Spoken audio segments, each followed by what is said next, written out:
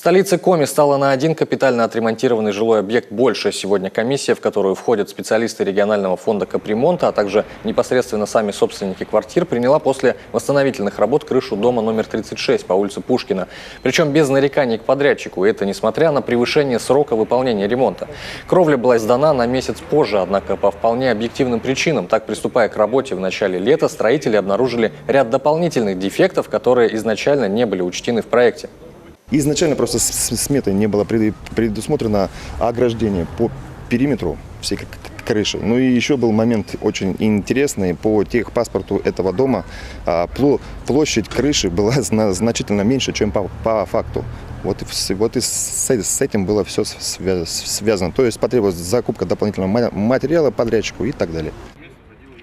В итоге конечная стоимость работ возросла, хоть и несущественно, на 100 тысяч рублей и составила 2 миллиона 700 тысяч.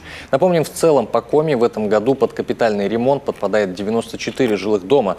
40% из них уже готовы. А основной пик приемки работ, как отмечают в региональном фонде, придется на сентябрь-октябрь.